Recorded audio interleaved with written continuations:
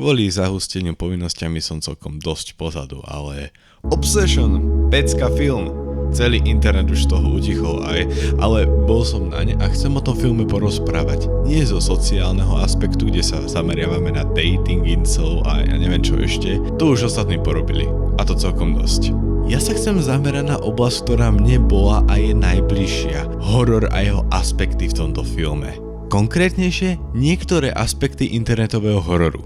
Ak by ste Obsession nevideli a premisu nepoznáte, tak celkom uzavretý chlapík je zaľúbený do jednej jeho kamarátky a kolegyne, avšak má problém nabrať odvahu a jej to povedať a jedného dňa z frustrácie si len tak do vetra povie, že chce, aby ho milovala jeho crush viac než ktokoľvek na svete, pričom prelomí prútik, ktorý vraj plní priania.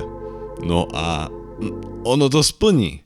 Avšak je dôležité si uvedomiť, že zatiaľ čo v rozprávkach o lektvároch lásky sa berie, že ak si ho niekto dá a kúzlo na nich zapôsobí, tak jednoducho milujú tú osobu, ktorú majú milovať a tak to je. Ale pokiaľ ste sa niekedy zamysleli nad tým, čo to je, tak vám možno napadlo, nezoberieme niekomu autonómiu? Ak je to niečo, čo by ten človek bežne sám od seba nerobil, nie je to po kúzle už iný človek tým pádom? Toto sú presne myšlienky, ktorými sa zaoberá tento film a rozhodol sa na to nazrieť z hororového hľadiska. Ako sa to však všetko spája s internetovým hororom?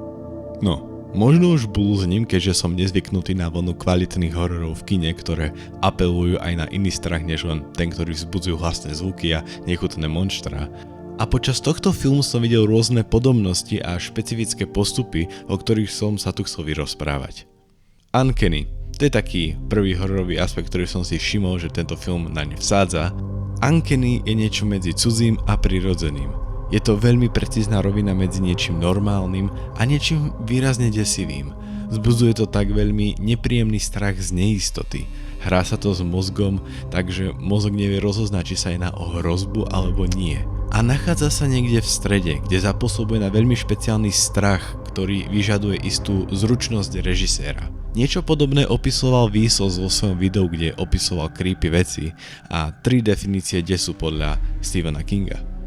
A ten posledný, teror, opisoval pocit, ako by ste sa vrátili domov a všimli si, že každá vec v ňom bola nahradená jej presnou kópiou. Teror a uncanny majú veľmi blízko a jedná sa o terminológiu, ktorou chcú ľudia prejaviť strach z neistoty, neznáma a neľahkej definovanosti, čo je zlé alebo prečo. Vo filme sa to parádne ukazuje na Nikki, dievčine, do ktorej je protagonista filmu zabuchnutý. A všetci si môžeme všimnúť jej správanie. Je niekde medzi. Alebo lepšie povedané, jej správanie vie byť jemne divné, ale ten kontext za tým z toho robí teror. Neviem, ako to celé napojiť ku Obsessionu, ale I Feel Fantastic je veľmi vyhrotenou ukážkou tohto napodobňovania. A vo filme sa nachádza ešte moment, ktorý mi priam pripomenul There is Nothing. There's just nothing.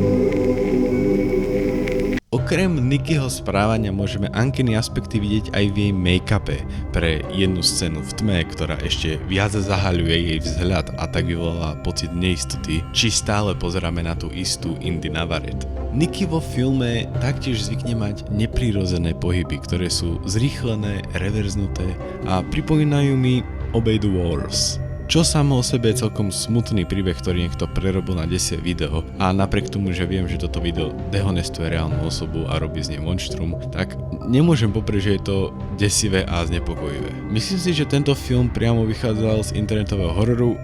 Nie. Myslím si, že sa proste jedná o techniky prejavenia hororu, nie nutne priamu inšpiráciu toho, čo som tu predstavil. Len mi prišlo zaujímavé na to poukázať a porozprávať o tom. Keď som film poprvé dopozeral, mal som v hlave wow.